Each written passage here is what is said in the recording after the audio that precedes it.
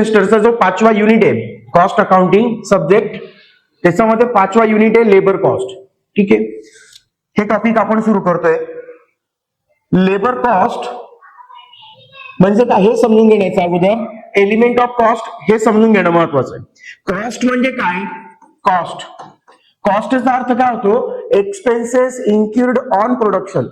म्हणजे एखादी वस्तू तयार करण्यासाठी, एखादं प्रोडक्ट तयार करण्यासाठी किंवा सर्व्हिस प्रोव्हाइड करण्यासाठी आपल्याला जो खर्च येतो त्याला आपण काय म्हणतो? कॉस्ट असं म्हणतो. मग हे जे कॉस्ट आहे, या कॉस्टचे 3 एलिमेंट्स आहेत. 3 एलिमेंट ऑफ कॉस्ट. मग याच्यामध्ये सगळ्यात पहिलं एलिमेंट काय आहे? Raw material. सेकंड एलिमेंट आहे लेबर. आणि तिसरं एलिमेंट आहे ओव्हरहेड. हे 3 एलिमेंट आहे. आणि आपल्या सिलेबस मध्ये 3 एलिमेंट रिलेटेड आपल्याला चॅप्टर दिलेले, टॉपिक दिलेले आहेत. तर आजचं जे टॉपिक आपण सुरू करतोय ते लेबर आहे. तर लेबर म्हणजे काय? तर आपण व्यवस्थित एक एक कन्सेप्ट आता समजून घेऊ की लेबर म्हणजे काय, वेजेस कशाला म्हणतात, लेबरचे प्रकार कोणते आहेत. ठीक आहे, बघा समजून घ्या. या ठिकाणी दिलंय labour. Labour is a human resource and effort to convert material into finished goods.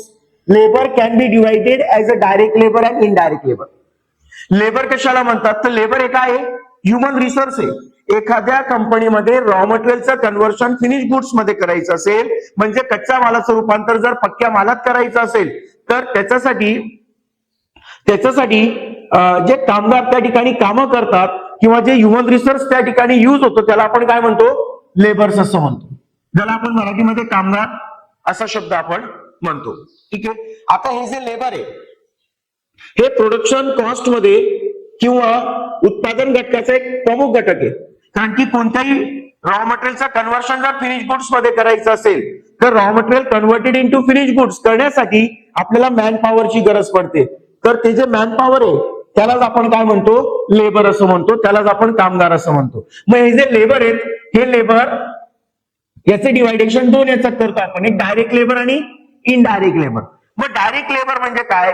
Direct labour is that labour which is directly engage in production of goods.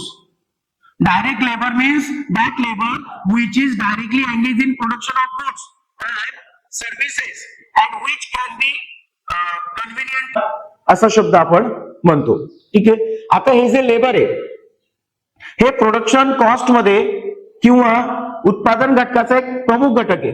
कारण की कोणत्याही रॉ मटेरियलचं कन्व्हर्शन जर फिनिश गुड्स मध्ये करायचं असेल तर raw material converted into finish goods करण्यासाठी आपल्याला मॅन पॉवरची गरज पडते.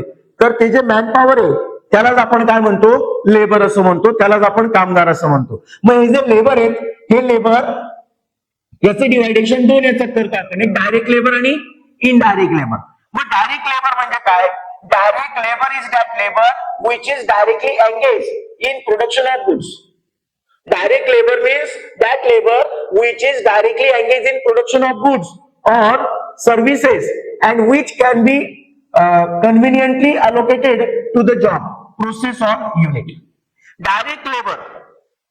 डायरेक्ट लेबर म्हणजे लेबरलाच आपण दुसरा एक शब्द वापरू शकतो, वेजेस. वेजेस म्हणजे मजुरी.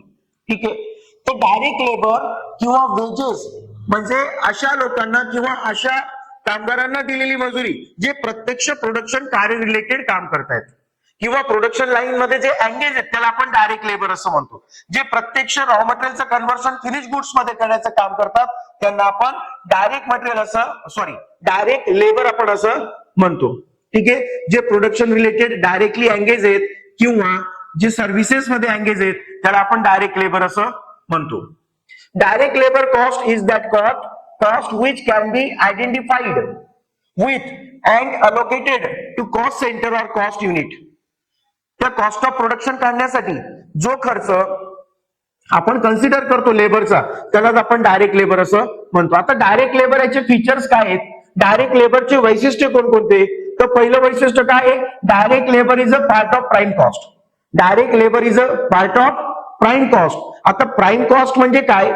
The direct cost of commodity, the direct cost of commodity in terms of material, labor involved in its production excluding fixed cost. म्हणजे फॅक्टरीमध्ये वेगवेगळ्या प्रकारचे खर्च असतात, डायरेक्ट आणि इनडायरेक्ट. बरोबर. तर डायरेक्ट रिलेटेड जी कॉस्ट आहे, डायरेक्ट कॉस्ट जी आहे त्याला आपण प्राइम कॉस्ट म्हणतो. मग डायरेक्ट कॉस्ट मध्ये डायरेक्ट मटेरियल, डायरेक्ट लेबर आणि डायरेक्ट एक्सपेन्सेस याचा समावेश होतो. तर प्राइम कॉस्ट आपल्याला कॅल्क्युलेट करायची असेल तर डायरेक्ट लेबर हा भाग महत्वाचा असतो. त्याच्यानंतर it can be attributed to finish goods. It can be attributed to finish goods. Finish goods मध्ये डायरेक्ट लेबरचा एक महत्वाचा त्या ठिकाणी सहभाग असतो. म्हणजे डायरेक्ट लेबर हा फिनिश गुड्सचाच एक भाग असतो. It cost can be identified with total cost of production. Total cost of production find out करण्यासाठी तुम्हाला direct labour cost find out करणं गरजेचं आहे. It varies with change in output. ज्याप्रमाणे आउटपुट बदलत जाईल त्याप्रमाणे डायरेक्ट एक्सपेन्सेसचा जो खर्च आहे, म्हणजे डायरेक्ट लेबरचा जो खर्च आहे तो पण काय होत जाणार आहे, चेंज होत जाणार आहे. It can be controlled. It can B control. Direct labour हा कंट्रोल पण करता येते, डायरेक्ट लेबर कॉस्ट कंट्रोल करता येते आपल्याला. त्याच्यानंतर indirect labour. Indirect labour is that labour which is not engage in the production of goods and services but which indirectly help the direct labour engage in production. ICMA, Institute of Cost and Management Accounts, define direct labor cost means cost other than direct wages. Direct wages व्यतिरिक्त जो इतर वेजेसचा खर्च आहे त्याला आपण indirect labour असं म्हणतो. ठीक आहे. इनडायरेक्ट लेबर मध्ये फॉर एक्झाम्पल मेकॅनिज, सुपरवायझर, चौकीदार, वॉचमॅन, स्वीपर आणि फोरमॅन या सर्वांचा समावेश होतो. ठीक आहे. हे डायरेक्टली प्रोडक्शन लाईन मध्ये एंगेज नसतात, पण ज्या ठिकाणी प्रोडक्शन वर्क चालू असतं त्या फॅक्टरीमध्ये या लोकांचा सुद्धा समावेश असतो. म्हणून यांना आपण जे वेजेस पेड करतो त्याला इनडायरेक्ट लेबर असं म्हणतात. बघा, डायरेक्ट लेबर म्हणजे असे लेबर जे प्रोडक्शन लाईन मध्ये एंगेज आहेत, जे प्रत्यक्ष उत्पादनाचा कार्यात सहभागी आहेत आणि त्यांना जी मजुरी दिली जाते त्याला आपण डायरेक्ट लेबर असं म्हणतो. आणि इनडायरेक्ट लेबर म्हणजे काय, की असे लेबर की जे प्रोडक्शन लाईन मध्ये एंगेज नाहीयेत पण प्रोडक्शन करण्यासाठी त्या प्लेसला, त्या फॅक्टरीच्या ठिकाणी ते वर्कर्स काम करत असतात. अशा वर्कर्स लोकांना आपण जे पेमेंट करतो त्याला इनडायरेक्ट वेजेस असं म्हणतात. ठीक आहे. आता इनडायरेक्ट लेबर कॉस्ट याचे फीचर्स काय आहेत, तर इनडायरेक्ट लेबर कॉस्ट याच्यामध्ये it is an importance as direct labour. ज्याप्रमाणे डायरेक्ट लेबर हे घटक महत्वाचा आहे त्याचप्रमाणे इनडायरेक्ट लेबर सुद्धा महत्वाचा आहे. कारण की प्रोडक्शन कॉस्ट काढायची असेल तर त्याच्यामध्ये डायरेक्ट लेबर आणि इनडायरेक्ट लेबर दोघं ऍड करावे लागतात तरच आपल्याला कॉस्ट ऑफ प्रोडक्शन ऍक्युरेट काढता येते. म्हणून ज्याप्रमाणे डायरेक्ट लेबर इम्पॉर्टंट आहे त्याचप्रमाणे इनडायरेक्ट लेबरला आपण जी वेजेस पेड करतोय ते पण महत्वाचं आहे. It cost can not be allocated but can only be apportion. म्हणजे काय, की हे जे इनडायरेक्ट लेबर आहे हे डायरेक्टली अलोकेट करता येत नाही. म्हणजे प्रोडक्शन कॉस्ट मध्ये किंवा त्या प्रोडक्ट मध्ये इनडायरेक्ट लेबरचा खर्च किती आहे हे डायरेक्टली आपल्याला अलोकेट करता येत नाही, पण जो इनडायरेक्ट लेबर आहे तो प्रपोर्शनेट प्रमाणे आपल्याला त्या खर्चामध्ये, उत्पादन खर्चामध्ये ऍड करता येतो. It cannot be identified with the finish output. आणि जे फिनिश आउटपुट आहे त्याच्यामध्ये इनडायरेक्ट लेबर आपल्याला आयडेंटिफाय करता येत नाही. ज्याप्रमाणे डायरेक्ट लेबर फिनिश गुड्स मध्ये आयडेंटिफाय करता येतो त्याप्रमाणे इनडायरेक्ट लेबर फिनिश गुड्स मध्ये आयडेंटिफाय करता येत नाही. It does not vary with the change in production. जर प्रोडक्शन व्हॉल्यूम, बरोबर, म्हणजे आपण ज्या वस्तूचं उत्पादन करतोय त्या वस्तूचा उत्पादनाची संख्या जर आपण कमी जास्त केली, व्हॉल्यूम जर आपण चेंज केलं तर व्हॉल्यूम चेंज केल्यामुळे इनडायरेक्ट लेबरवर कोणताच परिणाम होत नाही. इनडायरेक्ट लेबरचा जो खर्च असतो तो फिक्स असतो. तुम्ही प्रोडक्शन व्हॉल्यूम वाढवा किंवा कमी करा, म्हणजे उत्पादनाची संख्या तुम्ही वाढवा किंवा कमी करा, तर इनडायरेक्ट लेबर कॉस्टवर त्याचा काही फारसा इफेक्ट होत नाही. It cannot be controlled. It cost is treated as overhead. हा जो इनडायरेक्ट लेबर आहे याला कंट्रोल करणं थोडंसं पॉसिबल नाहीये. इनडायरेक्ट लेबर, इनडायरेक्ट वेजेस हा फिक्स एक्सपेन्स असतो, हा फिक्स एक्सपेन्स असतो, त्याला सहसा कंट्रोल करणं कठीण जातं. Classification of labour. Direct labour, indirect labour, skilled, unskilled and semi skilled workers, casual worker and out workers. आता आपण लेबर म्हणजे काय ते बघितलं की लेबर कशाला म्हणतात. लेबर म्हणजेच मजुरी किंवा याला पर्यायी शब्द तुम्ही वापरू शकता वेजेस. ठीक आहे. उत्पादन घटकाचा एक प्रमुख भाग म्हणून लेबर किंवा वेजेस याचा विचार केला जातो. लेबर खास करून दोन भागात डिवाइड केलं जातं, एक डायरेक्ट लेबर आणि इनडायरेक्ट लेबर.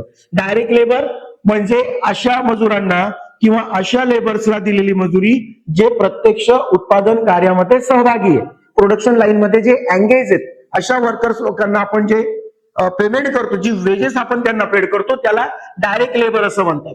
ठीक आहे. आणि जे वर्कर्स प्रोडक्शन लाईन मध्ये एंगेज नाहीत, स्वीपर असतील, बरोबर, चौकीदार असेल, वॉचमॅन असेल, फोरमॅन असेल, हे प्रोडक्शन लाईन मध्ये एंगेज नसतात, पण ज्या ठिकाणी प्रोडक्शन कार्य चालू असतं त्या ठिकाणी हे लोक कामं करतात, म्हणून यांना दिलेली जी मजुरी आहे त्याला आपण इनडायरेक्ट लेबर असं म्हणतो. मग डायरेक्ट लेबर आणि इनडायरेक्ट लेबरचे जे फीचर्स आहेत ते आपण बघितले. आता अजून याच्यामध्ये तुम्हाला दिलेलं आहे क्लासिफिकेशन ऑफ लेबर्स मध्ये डायरेक्ट आणि इनडायरेक्ट दिलंच आहे, जे आपण बघितलं. या व्यतिरिक्त skilled labour, unskilled labour, semi skilled labours, casual worker and out worker, असे अजून लेबरचे काही क्लासिफिकेशन्स आहेत ते आपण बघू. Classification by relation to product. Classification by relation to product. आता लेबरचं क्लासिफिकेशन जर केलं आपण relation to production, production related, तर त्याचे दोन भागात डिवायडेशन होईल, एक डायरेक्ट लेबर आणि दुसरं इनडायरेक्ट लेबर, जे आपण समजून घेतलं. नंतर क्लासिफिकेशन बाय स्किल लेवल, म्हणजे कामगाराकडे असलेलं जे कौशल्य आहे त्याच्या आधारावर जर आपण क्लासिफिकेशन केलं तर तीन भागामध्ये क्लासिफिकेशन करता येईल आपल्याला. एक skilled worker, semi skilled worker आणि अनस्किल्ड वर्कर. स्किल्ड वर्कर्स म्हणजे काय, कुशल कामगार, ठीक आहे, ज्याच्याकडे काही स्किल आहे. ठीक आहे. Individual who have receive specialised training, process, expertise and obtain hold certification or licences. They work independently and obtain perform complex task. की खूप मोठ्या मोठ्या प्रकारचे टास्क असतील किंवा कॉम्प्लिकेटेड टास्क असतील, तर अशा प्रकारचे जे टास्क किंवा अशा प्रकारचं जे कार्य आहे तो वर्कर्स खूप चांगल्या पद्धतीने पूर्ण करतो, म्हणजे त्याच्या कामामध्ये तो एक्सपर्ट आहे, त्याला आपण काय म्हणू, स्किल्ड वर्कर असं म्हणू, म्हणजे कुशल कामगार असं आपण त्याला म्हणू. फॉर एक्झाम्पल इलेक्ट्रिशियन असेल, प्लंबर असेल, वेल्डर्स असेल, IT प्रोफेशनल्स असतील, हे काय करतात, इंडिव्हिज्युअल कामं करतात, स्वतः एकटे कामं करतात आणि काम करण्यात त्या कामाची यांच्याकडे काय असते, कला असते. ठीक आहे. ते त्या कामामध्ये कुशल असतात, म्हणून अशा कामगारांना आपण काय म्हणतो, स्किल्ड वर्कर असं म्हणतो. Semi skilled workers.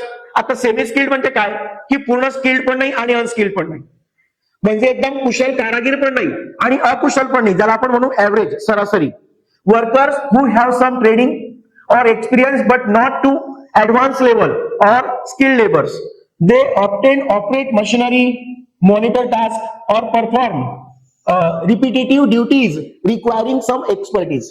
म्हणजे काय, की असे जे वर्कर्स आहेत यांच्याकडे खूप कलाकारी नसते किंवा हे खूप कुशल कारागिरी नसतात, पण थोडंफार अनुभव देऊन, थोडंफार ट्रेनिंग देऊन यांना काम शिकवलं जातं आणि एकाच प्रकारचं काम जेव्हा रिपीट केलं जातं, तर अशा प्रकारची कामं करणारे जे वर्कर्स असतात ते सेमी स्किल्ड वर्कर असतात. ठीक आहे. आणि अनस्किल्ड वर्कर्स म्हणजे अकुशल कामगार. Labour who required little to no specialised training or education to perform their job. They usually perform manual labour or routine task. की अशा प्रकारचे जे लेबर असतात त्यांना काही स्पेशल ट्रेनिंग नसते, काही स्पेशल ट्रेनिंग दिलेली नसते किंवा त्यांचं काही प्रॉपर एज्युकेशन नसतं त्यांच्या फील्डमध्ये, बरोबर. तर अशा प्रकारचे जे लेबर आहे ते टेम्पररी कामं करतात, जे काम मिळालं ते काम ते करतात. तर अशा प्रकारचे जे वर्कर्स आहेत त्याला आपण काय म्हणतो, unskilled worker. Classification of labour, याच्यामध्ये classification by relation to production, direct labour आणि इनडायरेक्ट लेबर. नंतर classification by skill level, skilled worker, semi skilled worker आणि unskilled worker. Classification by employment. आता क्लासिफिकेशन बाय एम्प्लॉयमेंट, रोजगारानुसार जर आपण लेबरचं classification केलं तर त्याचे अजून दोन भाग पडतील, एक म्हणजे कॅज्युअल लेबर आणि दुसरं आउट वर्कर्स. आता कॅज्युअल लेबर काय प्रकार आहे, कॅज्युअल म्हणजे कधीतरी टेम्पररीली जेव्हा गरज पडेल तेव्हा आपण त्या लेबरला बोलवून घेतो, त्याच्याकडनं काम करून घेतो. अशा प्रकारचे जे लेबर्स असतात त्याला आपण काय म्हणू, कॅज्युअल वर्कर्स म्हणू. Workers employed on a temporarily daily or hourly basis, obtained without long-term contract, job security or benefits. They are hired to meet temporary uses in demand. ठीक आहे. म्हणजे टेम्पररी काही गरज असेल, समजा आपल्याला रॉ मटेरियल एका ठिकाणाहून दुसऱ्या ठिकाणी घेऊन जायचं असेल त्याच्यासाठी आपल्याला हेल्परची गरज पडेल, बरोबर. तर अशा प्रकारचे जे वर्कर्स आहेत त्याला आपण काय म्हणू, कॅज्युअल वर्कर. जे टेम्पररी असतात, काही परमनंट कॉन्ट्रॅक्ट त्यांच्या बरोबर केलेला नसतो, जेव्हा आपल्याला गरज असते तेव्हा आपण त्यांना बोलवतो, त्यांच्याकडनं काम करून घेतो, काम झालं म्हणजे आपण त्यांना वेजेस पेड करतो. असे जे कामगार आहेत त्याला आपण काय म्हणू, कॅज्युअल वर्कर्स असं म्हणू. आउट वर्कर्स म्हणजे काय, आउट वर्कर त्याचं शब्द तुमच्या लक्षात येईल की समजा एखादा व्यक्ती कामामध्ये खूप एक्सपर्ट आहे पण त्याच्याकडे वेळ नाही, त्याचा स्वतःचा व्यवसाय आहे आणि आपल्याला जर त्याच्याकडून काम करून घ्यायचं असेल आणि तो जर आपल्या ठिकाणी आपल्या फॅक्टरीमध्ये येण्याचं नाही म्हणत असेल तर आपण काय म्हणतो, ठीक आहे तुझं शॉप आहे, तू तिथेच काम कर आणि आम्हाला ज्या काही रिक्वायरमेंट आहे त्याप्रमाणे आम्हाला वस्तू तयार करून दे. म्हणजे आपल्याला जे रॉ मटेरियल लागणार आहे किंवा आपल्याला ज्या मटेरियलची रिक्वायरमेंट आहे ते मटेरियल आपण त्याच्याकडून तयार करून घेतोय. तर असे वर्कर जे स्वतः त्यांच्या प्लेसला कामं करतात, त्यांच्या पद्धतीने कामं करतात आणि आपल्याला रॉ मटेरियल तयार करून देतात, अशा प्रकारचे जे वर्कर्स आहेत त्याला आपण काय म्हणू, आउट वर्कर्स असं म्हणू. बघा इथे काय दिलंय, individual who do not work directly in the employers factory or office. म्हणजे असा एखादा व्यक्ती किंवा लेबर जो डायरेक्टली एम्प्लॉयरच्या फॅक्टरीमध्ये किंवा ऑफिसमध्ये जॉब करत नाही. Instead they work from their own home और workshop, obtain producing component or finishing product and are paid on a piece rate basis. तो त्याच्या स्वतःच्या घरी किंवा त्याच्या वर्कशॉप मध्ये काम करतो, प्रोडक्ट फिनिशिंग करून तो आपल्याला देतो, आपण त्याला काहीतरी पर पीस प्रमाणे पेमेंट करून देतो. तर अशा वर्कर्सला आपण काय म्हणतो, आउट वर्कर असं आपण म्हणतो. बघा क्लासिफिकेशन ऑफ लेबर समजून गेलं. याच्यावरती कदाचित तुम्हाला प्रश्न विचारला जाऊ शकतो, क्लासिफिकेशन ऑफ लेबर किंवा क्लासिफिकेशन ऑफ वर्कर्स. तर पुन्हा एकदा आपण रिपीट करू. बघा classification by relation to production, production related जर आपण लेबरचं क्लासिफिकेशन केलं तर त्याचे दोन भाग, डायरेक्ट लेबर आणि indirect labour. Classification by skill level, मग त्याचे 3 भाग होतील, skilled worker, semi skilled worker आणि unskilled worker. Classification by employment, employment types नुसार जर लेबरचं क्लासिफिकेशन केलं आपण तर कॅज्युअल वर्कर आणि आउट वर्कर. हे आलं तुमच्या लक्षात, ठीक आहे. आता मेथड ऑफ वेजेस, आपण लेबर लोकांना जी अमाऊंट पेड करतो, लेबर्स कडनं आपण ज्या सर्व्हिसेस घेतो, लेबर कडनं आपण जे काम करून घेतो त्याच्या अगेन्स्ट मध्ये आपण त्यांना जी अमाऊंट पेड करतो त्याला आपण वेजेस म्हणतो, त्याला आपण मजुरी म्हणतो, ठीक आहे. त्याला लेबर चार्जेस सुद्धा म्हणतात. तर ज्यावेळेस आपण लेबरला वेजेस पेड करतो तर वेजेस पेड करताना वेगवेगळ्या मेथड्स आहेत, त्याला आपण म्हणू methods of wedges. Method of wedges, methods of wedges, ठीक आहे. मग याच्यामध्ये पहिली मेथड आहे टाइम रेट सिस्टीम,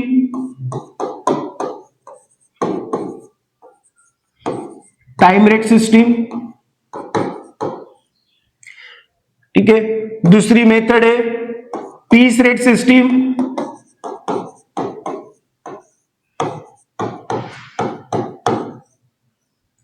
तिसरी मेथड दिलेली आहे हाल्से प्लॅन, हाल्से प्लॅन. चौथी मेथड आहे रोवन प्लॅन,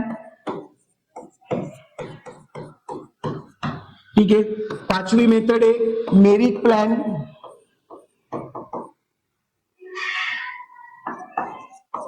मेरिट्स प्लॅन. सहावी मेथड आहे टेलर्स प्लॅन, टेलर्स प्लॅन.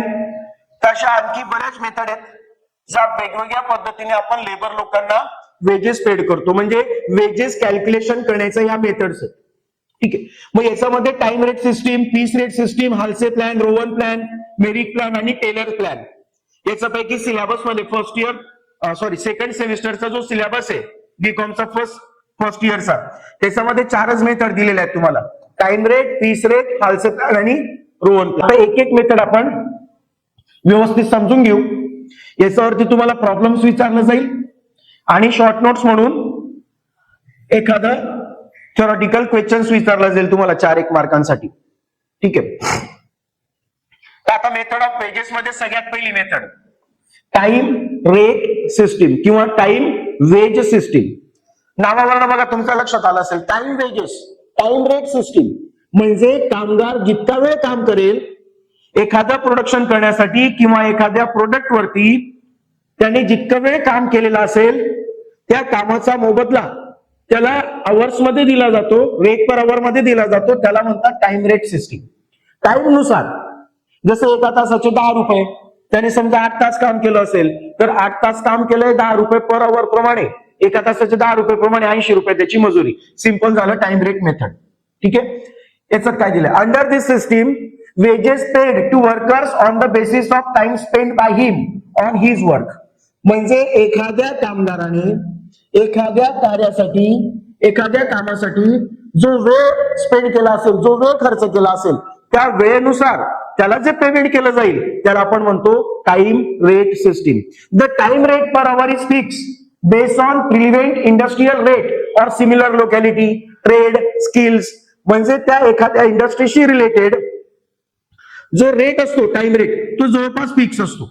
ठीक आहे, तो जवळपास फिक्स असतो. किंवा काही स्किल वर्कर असेल त्यांना दिलेला तासाचा जो वेळ तो तासाचा जो लेबर चार्जेस आहे तो पण काय असतो, फिक्स असतो. ठीक आहे, पण तो इतकाही कमी नसतो, कारण की आपल्याकडे मिनिमम वेजेस ऍक्ट आहे, कमीत कमी मजुरी कायदा, की इतकी मजुरी कामगारांना दिलीच पाहिजे, त्याच्यापेक्षा कमी मजुरी राहणार नाही. याचा फॉर्म्युला काय आहे, टाइम रेट प्रमाणे जर तुम्हाला वेजेस कॅल्क्युलेट करायचे असेल तर सिंपल फॉर्म्युला अर्निंग म्हणजे काय, इन्कम. ठीक आहे, किंवा टोटल वेजेस म्हटलं तरी चालेल. Earning is equal to actual time taken into rate per hour. बघा टाइम रेट सिस्टीम याचा जो फॉर्म्युला आहे तो काय आहे, actual time taken. Actual time taken तुम्ही टी म्हटलं तरी चालेल. T means actual time taken into R rate per our.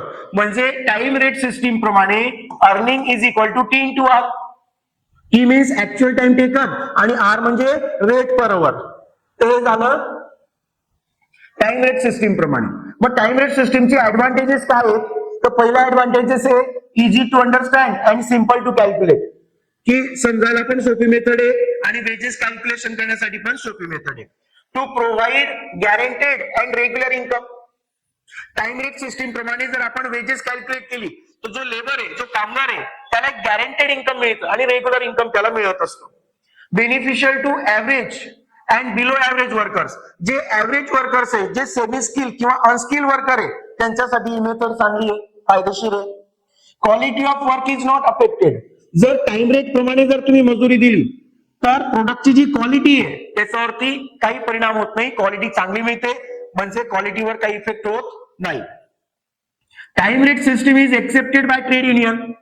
जी व्यापारी संघटना आहे ती मोस्टली टाइम रेट सिस्टीमचाच वापर करण्यावर अधिक विश्वास ठेवते किंवा याच मेथडचा जास्त वापर करते. मग जसे ऍडव्हान्टेजेस आहे तसे डिसएडव्हान्टेजेस बी. मग डिसएडव्हान्टेजेस मध्ये काय आहे, no incentive to effective worker. जो इफिशियंट वर्कर आहे, not effective, efficient. No incentive to efficient worker. जो इफिशियंट वर्कर आहे, जो कुशल कारागीर आहे त्याला याच्यामध्ये कोणताही इन्सेंटिव्ह मिळत नाही, त्याला काही बक्षीस बोनस वगैरे काही मिळत नाही. Labour cost per unit increase. आणि याच्यामध्ये काय होतं, लेबर कॉस्ट इन्क्रीज होते. फॉर एक्झाम्पल टाइम नुसार जर आपण वेजेस पेड केली तर जे काम 1 तासामध्ये पूर्ण होणार आहे, जे काम 1 तासात पूर्ण होणार आहे, वर्कर्स तेच काम स्लो करतात, हळू करतात, कारण की त्यांना आपण टाइम नुसार वेजेस पेड करतो. मग समजा एका तासाचे तुम्ही जर 10 रुपये दिले आणि त्याने 1 तासात काम पूर्ण केलं तर 1 तासात काम पूर्ण केलं, ऍक्च्युअल टाइम टेकन 1 तास, 10 रुपये प्रमाणे त्याला मजुरी किती मिळेल, फक्त 10 रुपये मिळेल. पण हेच काम जर त्याने 2 तासात पूर्ण केलं तर 10 रुपये प्रमाणे 2 तासाचे त्याला 20 रुपये मिळतील. काम तेवढंच पुढे होतोय पण वेळ जास्त लागतो म्हणून कॉस्ट ऑफ प्रोडक्शन काय होते, वाढते. लेबर कॉस्ट काय होतोय, इन्क्रीज होतोय. Required more supervision and control. Time rate प्रमाणे जेव्हा आपण लेबर चार्जेस पेड करतो त्यावेळेस त्या लेबर्स वरती आपल्याला सुपरविजन ठेवणं गरजेचं असतं. कारण की जर सुपरविजन नाही ठेवलं आपण तर काय होईल, ते हळू काम करतील किंवा वेळेवर काम करणार नाही किंवा कामाचा वेळेस ते बसून राहतील. ठीक आहे, त्याच्यामुळे कॉस्ट ऑफ प्रोडक्शन वाढेल, लेबर कॉस्ट वाढेल. म्हणून टाइम रेट सिस्टीम प्रमाणे जेव्हा आपण वेजेस पेड करतो तेव्हा सुपरविजनची गरज पडते, हे लक्षात ठेवा.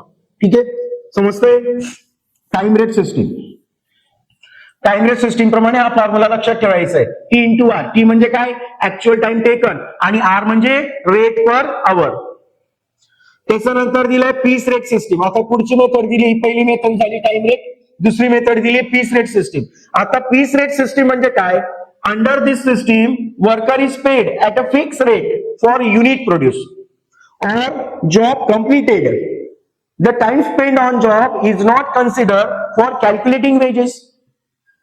पीस रेट वेजेस प्रमाणे जेव्हा आपण वेजेस पेड करू तर याच्यामध्ये एक फिक्स रेट ठरलेला असतो की एक युनिट तयार केलं तर इतके रुपये पीस रेट, बरोबर.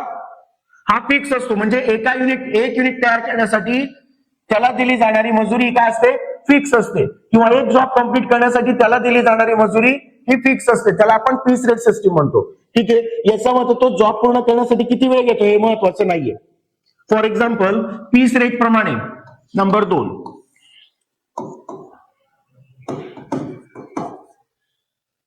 Piece rate system. या पीस रेट सिस्टीम प्रमाणे जर वेजेस कॅल्क्युलेट केला तर फॉर्म्युला अगदी सोपा आहे. Earning is equal to N into R. N म्हणजे काय, नंबर ऑफ युनिट प्रोड्यूस. एनचा अर्थ काय होतो, number of unit produce. Number of unit produce म्हणजे ऍक्च्युअल कामगाराने किती युनिट तयार केलेले आहेत ते या ठिकाणी कन्सिडर केले जातात. त्याने किती वेळ काम केलं हे महत्वाचं नाही, त्याने किती युनिट कंप्लीट केलेले आहेत, किती युनिट प्रोड्यूस केलेले आहेत हे या ठिकाणी कन्सिडर केलं जाईल. म्हणून आपण काय म्हणतोय, एन इंटू आर. एन म्हणजे काय, नंबर ऑफ युनिट प्रोड्यूस, आणि आर म्हणजे रेट पर युनिट. बघा टी इंटू आर असेल तर rate per hour, rate per hour. आणि एन इंटू आर असेल तर एन इंटू आर असेल तर एन म्हणजे काय, नंबर ऑफ युनिट प्रोड्यूस, आणि आर म्हणजे काय होतं, रेट पर पीस, बरोबर. रेट पर पीस या पद्धतीने. तर टाइम रेट सिस्टीम प्रमाणे T into R, piece rate system प्रमाणे N into R, number of unit produce into rate per piece. तर पीस रेट प्रमाणे समजतंय की कामगाराला तुम्ही जे वेजेस पेड करणार आहे ते त्याने किती प्रोडक्शन केलेलं आहे त्या प्रोडक्शन प्रमाणे एका पीसचा जो रेट ठरला असेल त्याप्रमाणे ते वेजेस कॅल्क्युलेट करू आपण. याचे ऍडव्हान्टेजेस काय आहेत, प्रत्येक मेथडचे काही ऍडव्हान्टेजेस आणि काही डिसएडव्हान्टेजेस आहे. मग याचे ऍडव्हान्टेजेस काय आहे, तर easy to understand and simple to operate. समजण्यासाठी सोपी आहे, कॅल्क्युलेट करणं सुद्धा सोपं आहे. Provide incentive to efficient worker. मग याच्यामध्ये जे इफिशियंट वर्कर आहे, जे कुशल कारागीर आहे त्यांना इन्सेंटिव्ह दिलं जातं, त्यांना काही बक्षीस दिलं जातं. का, कारण की जे स्किल वर्कर आहे ते एका तासामध्ये काय करतील, प्रोडक्शन जास्त करतील. समजा अनस्किल वर्कर असेल तो एका तासामध्ये 10 युनिट बनवेल, तर जो स्किल वर्कर आहे जो एका तासामध्ये 20-25 युनिट तो तयार करतो, मग तो जास्त प्रोडक्शन करतो म्हणून त्याला इन्सेंटिव्ह जास्त दिलं जातं. Reduce labour cost per unit. याच्यामध्ये लेबर कॉस्ट पर युनिट काय होते, कमी होते, रिड्यूस होते. फॉर एक्झाम्पल समजा एका तासाची ₹10 पर आवर. एका तासाचे आपण किती देतोय, 10 रुपये देतोय. ठीक आहे. एक्स या कामगाराने टोटल 100 युनिट तयार केले आणि वायने 200 युनिट तयार केले इन 1 आवर. एका तासामध्ये एक्स ने 100 युनिट तयार केले, एका तासामध्ये वायने 200 युनिट तयार केले, बरोबर. मग आता आपण जेव्हा वेजेस कॅल्क्युलेट करू, वेजेस कॅल्क्युलेट तर इथे पर आवर आहे, पर आवर प्रमाणे केलं तर कॅल्क्युलेशन टाइम रेट सिस्टीम प्रमाणे होईल. आणि पर पीस प्रमाणे केलं, समजा या ठिकाणी rate per piece, rate per piece 1 रुपया. समजा रेट पर पीस काय आहे, 1 रुपया जर दिला आपण तर 100 युनिटचे याला 100 रुपये मिळतील आणि 200 युनिटचे याला किती मिळतील, 200 युनिटचे याला 200 रुपये मिळतील. म्हणजे याचा अर्थ काय, याचा अर्थ काय, कमी वेळेमध्ये जितकं जास्त प्रोडक्शन होईल तेवढं रेट पर युनिट किंवा रेट पर प्रोडक्ट काय होत जाईल, कमी होत जाईल. याच्यामुळे काय होते, प्रोडक्शन कॉस्ट कमी होते. Labour cost can B fix in advance. Tenders and quotation can be prepared accurately. म्हणजे टेंडर तयार करायचंय, कोटेशन तयार करायचंय, अगदी व्यवस्थित तयार करता येतं. Not required more supervision and control. जर पीस रेट प्रमाणे मजुरी देत असाल तर जास्त सुपरविजनची किंवा कंट्रोलची गरज नाहीये. त्याचप्रमाणे काही डिसएडव्हान्टेजेस पण आहे. The quantity of output cannot be maintain. की त्याने किती, the quantity of output cannot be maintain. Quantity of output cannot be maintain. तो किती क्वांटिटी तयार करतोय ते रेकॉर्ड ठेवायची गरज नाही. त्याचं काम पूर्ण झालं तेवढे क्वांटिटी मोजा आणि त्याला त्या पीस रेट प्रमाणे त्याला मजुरी देऊन टाका. This also leads to heavy use of machinery because careless handling. Piece rate प्रमाणे जर आपण कामगाराला मजुरी दिली तर तो काय करतो, मशिनरीचा जास्त यूज करतो. कारण की जास्त प्रोडक्शन तयार केलं, जास्त नंबर ऑफ युनिट प्रोड्यूस तयार केले तर त्याला जास्त मजुरी मिळणार आहे. म्हणून तो काय करतो, मशिनरीचा खूप जास्त वापर करतो. त्याच्यामुळे त्या मशिनरीचा रिपेअर मेंटेनन्सचा खर्च काय होऊन जातो, वाढून जातो. It does not guaranteed time wages help workers feel insecured. आणि याच्यामध्ये वेळेप्रमाणे मजुरी दिली जात नाही. कामगार काम करेल, प्रोडक्शन करेल, त्याप्रमाणे त्याला मजुरी दिली जाते. ठीक आहे. म्हणून जर एखादा कामगार काम करत नसेल तर मग त्याला वेजेस मिळत नाही. म्हणून कामगाराला या ठिकाणी इनसिक्युअर्ड फील होतं. It is usually oppose by trade union. Trade union सहसा या मेथडचा वापर करायला नकार देतात किंवा सहसा ते या पद्धतीचा वापर करत नाही. ठीक आहे. आता तिसरी मेथड आहे हाल्से प्लॅन. HALSEY हाल्से प्लॅन किंवा यालाच 50% बोनस प्लॅन असं सुद्धा म्हणतात. तर हाल्से प्लॅन याने सुद्धा टाइम रेट प्रमाणेच मजुरी दिलेली आहे, पण याने वर्कर्सला टाइम सेव्हिंगचा 50% बोनस देण्याच्या ठिकाणी म्हटलेलं आहे. The Halsey plan is a time based incentive system. Time based incentive system म्हणजे टाइम रेट सिस्टीम प्रमाणेच मजुरी द्यायची आहे. पण कामगार कमी वेळेमध्ये काम करत असेल, चांगलं काम करत असेल तर त्याने जी वेळेची बचत केलेली आहे त्याच्या बदल्यामध्ये त्याला काहीतरी इन्सेंटिव्ह दिलं पाहिजे असं याचं म्हणणं आहे. The Halsey plan is a time based incentive system in cost accounting develop by F.A. Halsey and American engineer introduce this plan in 1891. की F.A. हाल्से हा अमेरिकन इंजिनियर आहे. याने 1891 मध्ये ही मेथड शोधून काढली वेजेस कॅल्क्युलेशन करण्याची. The guarantee is a minimum hourly wage while rewarding workers with a bonus, typically 50% for time saved against a set standard. Encourage efficiency by sharing the saving from faster completion time between the employer and employee.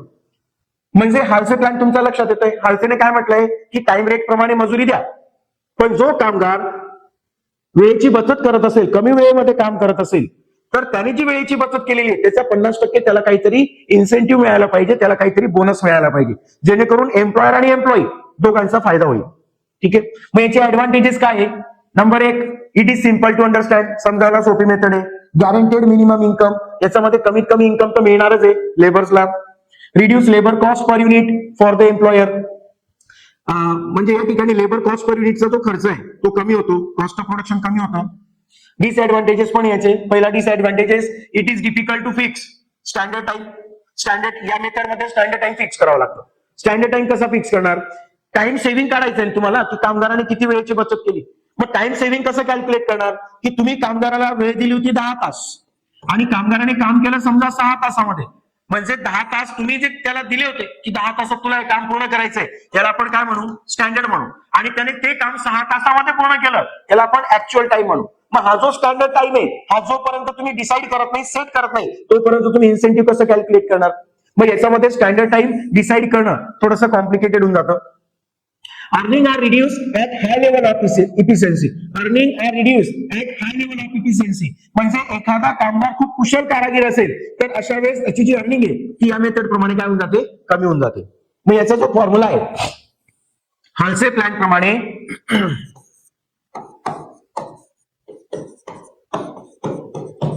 याचा जो formula आहे तो लक्षात ठेवा. हाल्से प्लॅनचा formula काय आहे? Earning is equal to T into R plus S minus T upon 2 into R. मग T into R म्हणजे टाइम रेट सिस्टीम प्रमाणे जी वेजेस आपण पेड करतो ती, बरोबर, plus S minus T upon 2 into R. हा जो फॉर्म्युला हा बोनस आहे. Standard time minus actual time. Standard time minus actual time केलं तर काय होईल? टाइम सेव्हिंग मिळेल की कामगाराने किती वेळेची बचत केलेली, त्याला डिवाइड 2 केला आपण तर 50%, कारण की बोनस किती द्यायचा आहे? टाइम सेव्हिंगचा 50% द्यायचा आहे. मग हा जो ब्रॅकेट मधला जो फॉर्म्युला आहे standard time minus actual time divide by 2 into R, तर हा 50% जो बोनस द्यायचा आहे त्याचा फॉर्म्युला आहे. म्हणजे इथे वेजेस प्लस बोनस असं या पद्धतीने तुम्हाला अर्निंग कॅल्क्युलेट करायचं. ठीक आहे. मग टी म्हणजे काय? Actual time taken. आर म्हणजे रेट पर अवर. एस म्हणजे स्टँडर्ड टाइम. ठीक आहे. स्टँडर्ड टाइम म्हणजे काम पूर्ण करण्यासाठी कंपनीने ठरवून दिलेली वेळ. टी म्हणजे पुन्हा ऍक्च्युअल टाइम डिवायडेड बाय 2, कारण की 50% द्यायचं टाइम सेव्हिंगचा 50% इंटू आर, रेट जो ठरलेला असेल अवरली रेट त्याप्रमाणे या ठिकाणी बोनस कॅल्क्युलेट करायचं. समजते? ठीक आहे. आता हायसे प्लॅन, त्याच्यानंतर चौथी मेथड आहे रोवन प्लॅन. ज्याप्रमाणे